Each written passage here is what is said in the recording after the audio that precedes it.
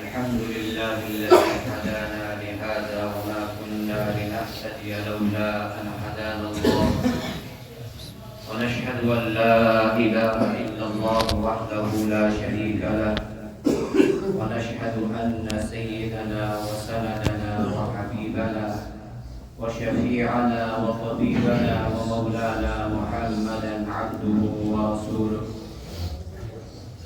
قال الله تبارك وتعالى في القرآن المجيد والفرقان الحميد: أعوذ بالله من الشيطان الرجيم، بسم الله الرحمن الرحيم. يا أيها الذين آمنوا اجتنبوا كثيرا من الظن إن بعض الظن إثم ولا تجسسوا ولا يغتب بعضكم بعضا أيحب أحدكم أن يأكل لحم أخيه ميتا فكرهتموه واتقوا الله إن الله تواب رحيم. صدق الله العظيم وصدق رسوله النبي الكريم ونحن على ذلك لمن الشاهدين والشاكرين والحمد لله رب العالمين. درود پاک پڑھیں اللهم صل على محمد وعلى آل محمد كما صليت على إبراهيم وعلى آل إبراهيم إنك حميد مجيد. اللهم بارك على محمد وعلى آل محمد كما باركت على إبراهيم وعلى آل إبراهيم إنك حميد مجيد. اللهم صل على محمد وعلى آل محمد كما صليت على إبراهيم وعلى آل إبراهيم إنك حميد مجيد. اللهم بارك على محمد وعلى آل محمد كما باركت على إبراهيم وعلى آل إبراهيم إنك حميد مجيد. يا رب صل وسلم دائما أبدا على حبيبك خير الخلق كلهم. يا رب صل وسلم دائما أبدا على حبيبك خير الخلق كلهم. محترم حضرات، میرے ایمانی بھائیو، اللہ رب العزت کا بے حد فضل کرم احسان ہوا جس اللہ رب العزت نے مجھے اور آپ کو دنیا کی مشغولیات سے نکال کر اپنے محبوب گھر میں آنے کی توفیق عطا فرمائی. مزید کرم ہوا تھوڑی دیر کچھ کہنے اور سننے کی توفیق عطا فرمائی. اللہ رب العزت مجھے صحیح کہنے کی اور ہم سب کو اس کے اوپر عمل کرنے کی توفیق عطا فرمائے.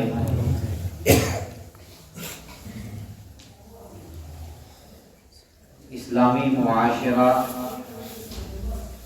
کیسا ہونا چاہیے؟ ایک ایمان والے کی صفات کیا ہونی چاہیے؟ کن چیزوں سے ایمان والے کو بچنا چاہیے اور کن چیزوں کو اختیار کرنا چاہیے؟ سورہ حجرات کی نسبت سے بات چل رہی تھی. پہلے جمعہ بھی چند باتیں ہمارے سامنے آئی تھی اور جو آیت کریم آپ حضرات کے سامنے پڑھی اس میں بھی اللہ رب العزت چند باتوں کی طرف اشارہ فرما رہے ہیں. پہلے جمعہ عرض کیا جو باتیں آئی ان باتوں سے بھی اللہ رب العزت نے عموماً انسانوں کو کہا کہ سب کو ہی بچنا چاہیے، خصوصاً ایمان والوں کو خطاب ہے، کیونکہ وہ برائیاں ایسی برائیاں ہیں جب وہ انسان کے اندر پائی جائیں گی تو کبھی بھی انسانیت کو جو رشتہ ہے وہ برقرار نہیں رہ سکتا ہے.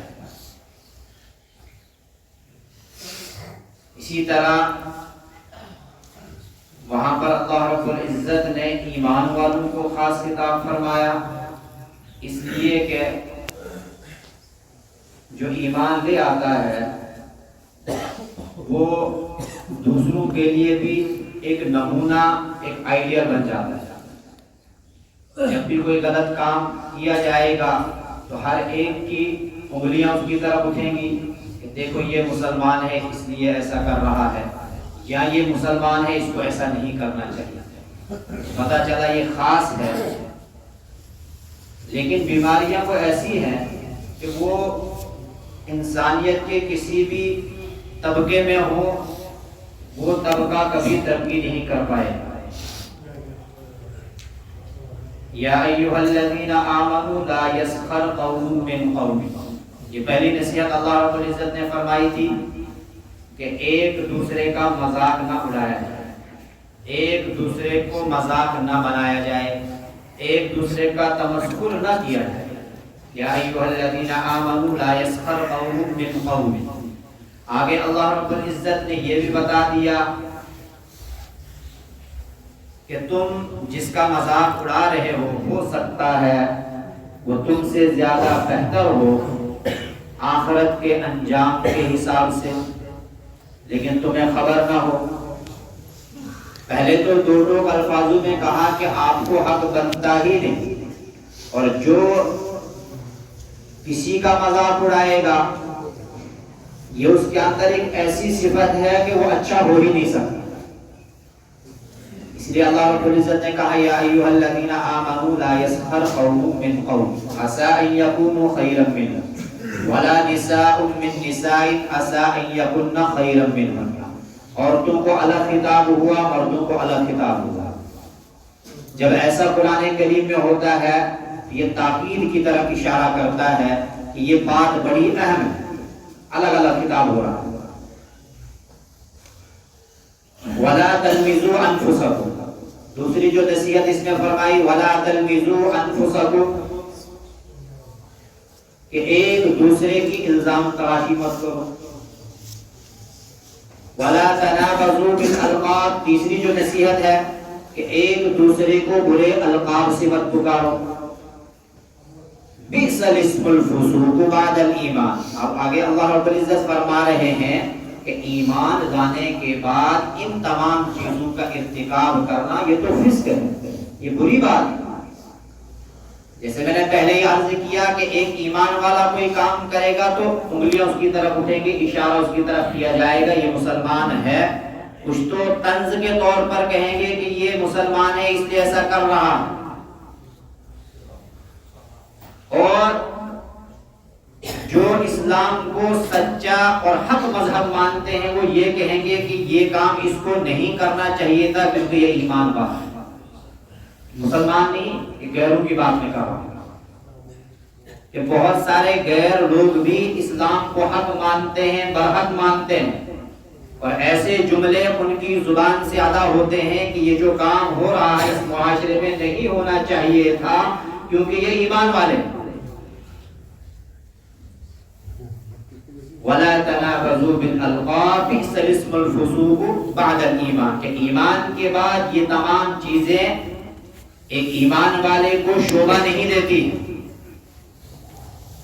وَمَن لَّمْ يَتُبْ فَأُولَٰئِكَ هُمُ الظَّالِمُونَ، اب آخر میں اس میں ایک بات یہ بتائی جا رہی ہے کہ جو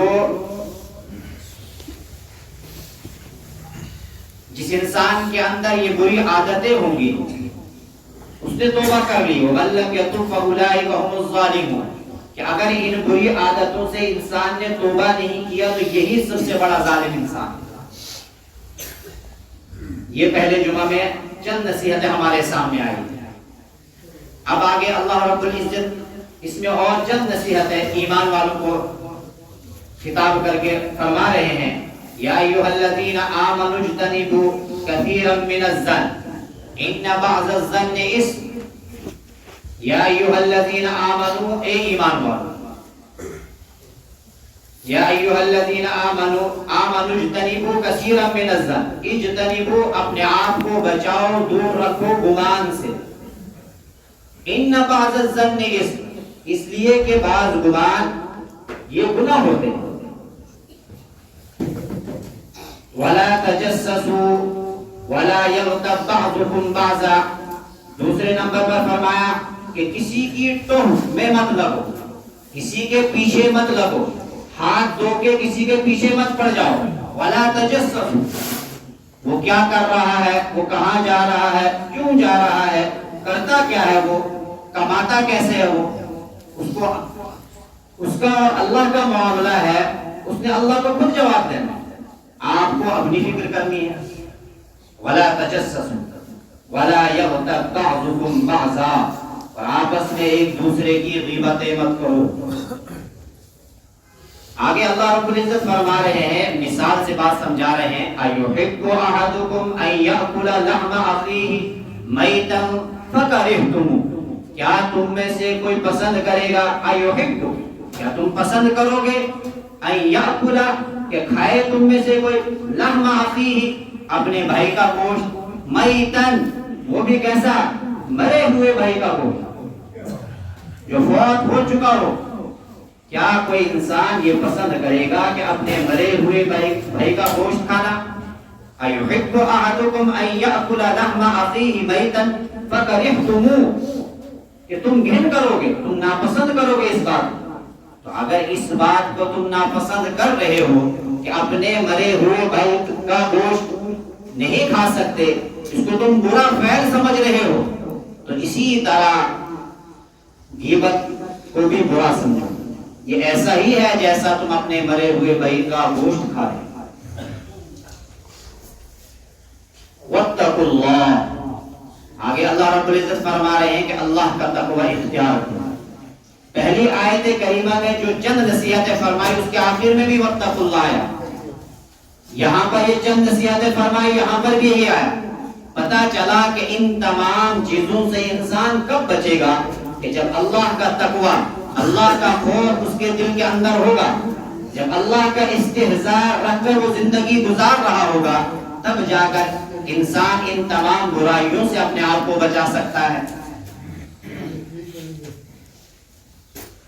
اگر اللہ کا خوف نہیں ہوگا، اللہ تعالیٰ کے سامنے جواب دہی کا اس کو استحضار نہیں ہوگا، تو پھر یہ انسان ان تمام گناہوں کو کر گزرے گا، جیسا آج کل ہمارے معاشرے میں ہوتا ہے۔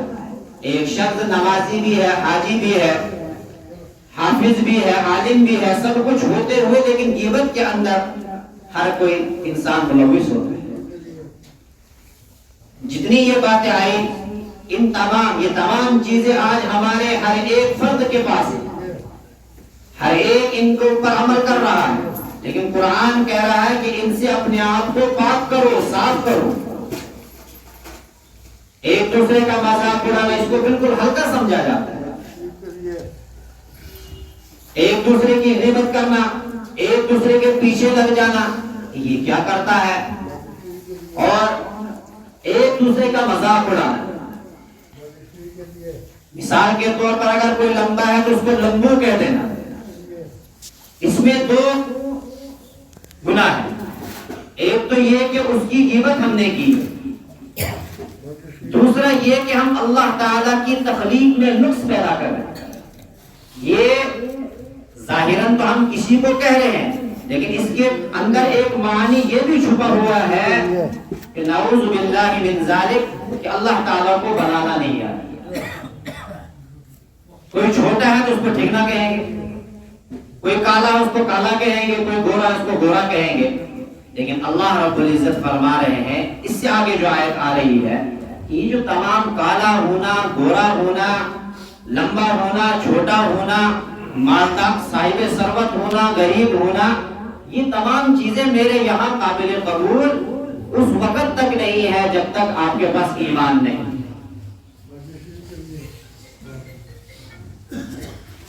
یا ایھا الناس انا خلقناکم من ذکر و انثی وجعلناکم شعوبا وقبائل لتعارفوا ان اکرمکم عند اللہ اتقاکم۔ ابھی تک جو یہ دو آیت آئی، ان میں جو نصیحتیں بیان کی گئی، ان میں یا ایھا الذین آمنوا کہہ کر خطاب ہوا، لیکن اب یہاں پر اس آیت میں یا ایھا الناس، اے لوگ، یا ایھا الناس، اس میں ایمان والے بھی آگے، غیر ایمان بھی آگے، تمام انسان آگے۔ یا ایھا الناس انا خلقناکم من ذکر و انثی، اے لوگوں تمہیں ایک جان سے پیدا کیا گیا ہے، ایک مذکر اور مؤنث سے پیدا کیا گیا ہے، ایک مرد و عورت سے تمہیں پیدا کیا گیا ہے۔ یا ایھا الناس انا خلقناکم من ذکر و انثی وجعلناکم شعوبا وقبائل. یہ تمہارے خاندان تمہارے قبیلے بنائے گے، یہ تفاخر کے لیے نہیں بنائے گے، یہ تو تعارف کے لیے بنائے گے تاکہ تمہاری آپس میں ایک دوسرے سے جان پہچان ہو، تم پہچانے جاؤ. نام تو ایک جیسے ہو سکتے ہیں لیکن ذات کے ذریعے، قبیلے کے ذریعے، خاندان کے ذریعے انسان کا تعارف ہوتا ہے. لیکن تعارف کے لیے اللہ رب العزت فرما رہی ہے تعارف کے لیے قبیلوں کے اندر تمہیں بنایا گیا، نہ کہ تفاخر کے لیے. لیکن آج کوئی کہے گا میں سید ہوں، میں قریشی ہوں، میں چودھری ہوں، دوسرے کو کمتر دکھانے کے لیے، دوسرے کو نیچا دکھانے کے لیے.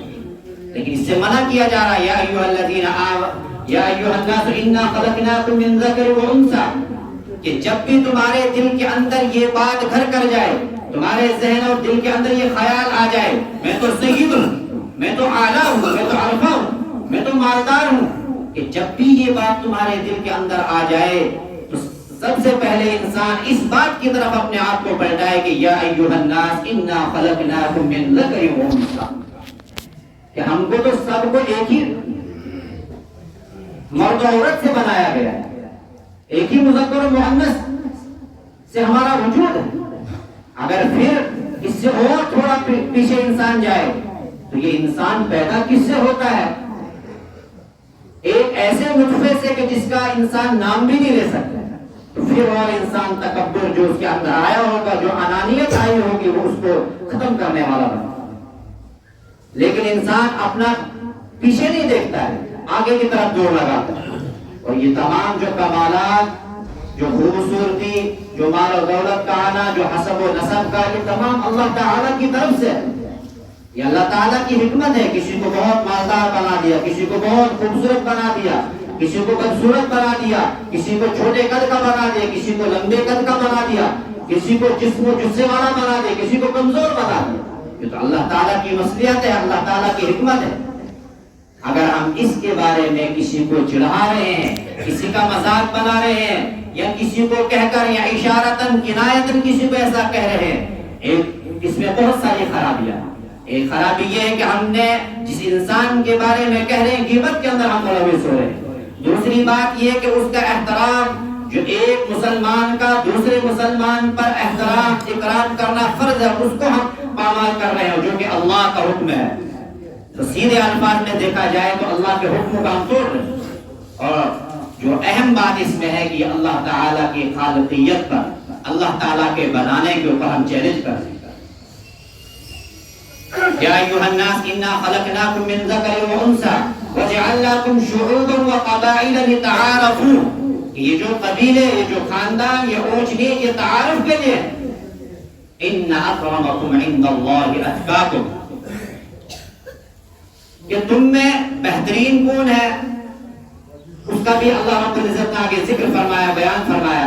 ان اکرمکم، کہ تم میں سب سے محترم، سب سے بہترین کون ہے؟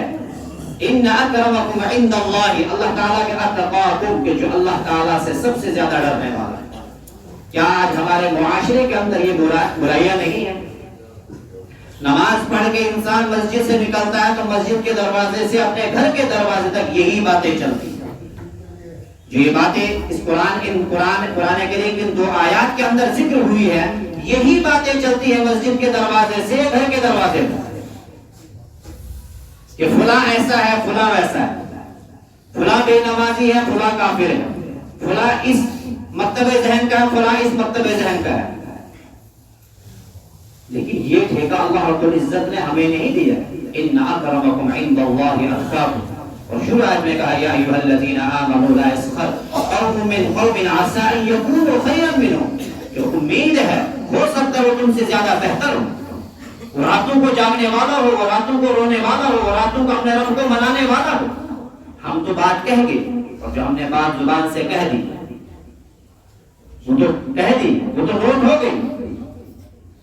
اسی لیے اللہ کے حبیب جناب محمد رسول اللہ صلی اللہ علیہ وسلم نے فرمایا الغیبۃ اشد من الزنا. یہ کیوں فرمایا کہ غیبت زنا سے بھی بڑا گناہ ہے؟ یہ اس لیے کہ انسان زانی ہوگا، اس کو معلوم ہے میں نے بہت بڑا جرم کیا. اگر وہ طلب رکھے گا توبہ کی توفیق اس کو مل جائے گی، توبہ کر لے گا۔ لیکن دوسری طرف ایک غیبت کرنے والا انسان فی الحال تو اس کو گناہ سمجھ تصور کرتا ہی نہیں، اور جب کسی گناہ کو گناہ تصور نہ کیا جائے تو توبہ کی توفیق کیسے مل سکتی ہے؟ اور اگر وہ اسی حالت میں اس دنیا سے چلا گیا تو وہ بغیر توبہ کے۔ اسی طرح یہ تمام جتنے بھی گناہ ہیں، جتنے بھی جرائم ہیں، ان کو انسان گناہ نہیں سمجھتا۔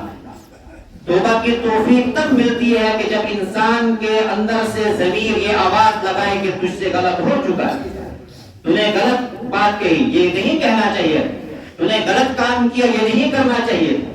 چور چوری سے تائب ہو سکتا ہے، بدکار بدکاری سے تائب ہو سکتا ہے، ڈاکو اپنی ڈاکو گیری سے تائب ہو سکتا ہے، بے نمازی اپنی بے نمازیت سے تائب ہو سکتا ہے، لیکن یہ جو گناہ ہے ان سے تائب ہونا بہت ہی مشکل ہے۔ وہ اس لیے کہ ان کو انسان آج کے معاشرے میں گناہ تصور نہیں کرتا۔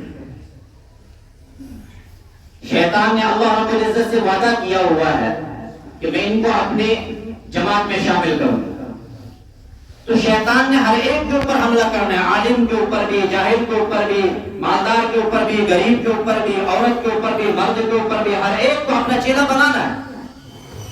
اگر ایک عالم کو شیطان زنا کی دعوت دے گا، یہ ایک دیندار کو شیطان زنا کی دعوت دے گا، تو ظاہر سی بات ہے وہ دیندار ہوگا، وہ دین کا سوجھ بوجھ رکھنے والا ہوگا، وہ زنا کے جرائم کو جاننے والا ہوگا، وہ منع کر دے گا۔ لیکن دوسری طرف غیبت کے معاملے میں ہر کوئی برابر ہے، غیبت کرنے ہر کوئی لگ جاتا ہے، چاہے وہ عالم ہو، چاہے وہ کم جاننے والا ہو، زیادہ جاننے والا ہو، عام انسان ہو، غریب ہو، امیر ہو، عورت ہو، مرد ہو، جہاں دو آدمی ملے نہیں، غیبت کے اندر، تجسس کے اندر، اور ایک دوسرے کو برے القاب سے پکارنے کے اندر انسان ملوث ہوتا ہے۔ اللہ ہم سب کی حفاظت فرمائے۔ یہ وہ گناہ ہے جو ہمیں نظر نہیں آ رہے، انہی گناہوں سے انسان کو بچنا ہے، اپنے آپ کو بچانا ہے۔ جب گھر کے بڑے اپنے آپ کو سدھارنے کی کوشش کریں گے، جو ہماری نئے نسلیں ہیں وہ بھی ان گناہوں سے اپنے آپ کو بچانے کی کوشش کریں گے۔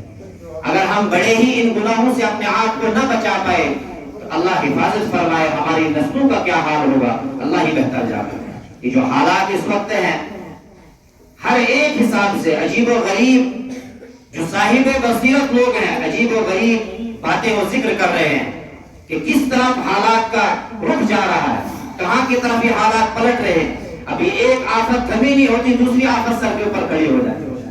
ابھی سکولوں کا نصاب کیسے چینج ہو رہا ہے، مدارس کے اوپر کیسے بیانات بازیاں آ رہی ہیں کہ ان کو بند کر دیا جائے۔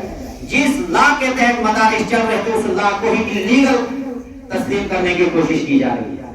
تو یہ حالات بن رہے، اگر ہمارے مدارس بند ہو گئے، ہمارے دین کے قلعے بند ہو گئے، تو یہ جو دین کی صدائیں بلند ہوتی ہے، یہ تھوڑا بہت دین ہم تک بچا ہے، یہ بھی ہماری نسلوں تک باقی رہے گا یا نہیں رہے گا۔ تو یہ انہی اعمال کی وجہ سے ہے کہ اللہ تعالیٰ ان اللہ لا یغیر ما بقوم حتی یغیروا ما بانفسہم، کہ اللہ تعالیٰ اس آیت کریمہ میں اسی بات کا احساس دلا رہے ہیں کہ جب اللہ رب العزت کی طرف سے کوئی نعمت کسی کو عطا کر دی جاتی ہے لیکن وہ اس نعمت کی قدر نہیں کرتا ہے۔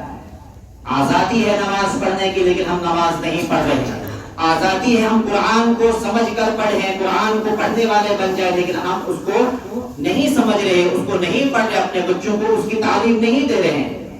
آزادی ہے شریعت کے مطابق ہم زندگی گزارے، آزادی ہے سنتوں کو ہم زندہ کرنے والے بن جائیں، لیکن اس آزادی کے ماحول میں ہوتے ہوئے جب ان تمام نعمتوں کو ہم پسے پشت ڈال دیتے ہیں، پھر ایک وقت انسان کے اوپر آتا ہے وہ کرنا چاہتا ہے لیکن حالات اتنے تنگ کر دیے جاتے ہیں کہ اس کو کرنے نہیں دیا جاتا۔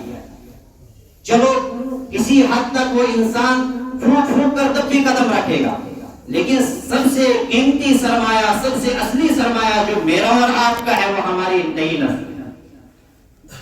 ہماری نئی نسل کا کیا ہوگا؟ لیکن ہماری نئی نسل کے اندر دین تبھی باقی رہ سکتا ہے جب ہم خود آج سے ہی یہ ارادہ کریں، اپنے آپ کو بدل دیں، اپنے آپ کو بدلیں گے، ان تمام جرائم کو چھوڑنے کی کوشش کریں گے، غیبتوں سے اپنے آپ کو پاک رکھیں گے، جھوٹ بہتان سے اپنے آپ کو پاک رکھیں گے۔ ان تمام گناہوں سے جب انسان اپنے آپ کو بچائے گا تو ہماری نئی نسل بھی آگے اسی حساب پر اسی دین کو اپنے گلے سے لگائے گا، اسی قرآن کے مطابق اپنے فیصلے کرے گی۔ سنت رسول کے مطابق اپنے فیصلے کرے گی، سنت رسول کو اپنے گلے سے لگائے گی۔ لیکن اگر آج ہم نے ان گناہوں سے توبہ نہیں کیا، اللہ حفاظت فرمائے، جو حالات آ رہے ہیں کہ پھر انسان کرنا چاہے گا، ہماری نوجوان نسل، ہماری جو نسل آگے ہے، یہ ایمان والی ہو کر مرے گی یا مرتد ہو کر مرے گی، اس کی کوئی گارنٹی نہیں۔ اللہ رب العزت کہنے سننے سے زیادہ عمل کرنے کی توفیق عطا فرمائے۔ اللہ رب العزت ان تمام گناہوں سے ہم سب کی حفاظت فرمائے، بڑوں کی بھی حفاظت فرمائے، چھوٹوں کی بھی حفاظت فرمائے، ہماری مستورات کی بھی حفاظت فرمائے، اور ان گناہوں کو گناہ سمجھنے کی توفیق عطا فرمائے۔ یہ بہت بڑے جرائم ہیں، ان کو جرائم سمجھنے کی ہم سب کو توفیق عطا فرمائے، اور پکی سچی توبہ کرنے کی توفیق عطا فرمائے۔ اللہ رب العزت سے دعا ہے، اللہ رب العزت حالات کو سازگار بنائے، اللہ رب العزت حالات کو ہمارے حق میں بنائے۔ اللہ رب العزت تمام دین کے جتنے بھی مراکز ہیں، دین کے جتنے بھی قلعے ہیں، بقا کے ذرائع ہیں، اللہ رب العزت باطل کی جو نظریں اس وقت اس کے اوپر ٹکی ہوئی ہیں، اللہ رب العزت ان تمام قلعوں کی حفاظت فرمائے۔ اللہ رب العزت کہنے سننے سے زیادہ عمل کی توفیق عطا فرمائے۔ وما علینا الا البلاغ۔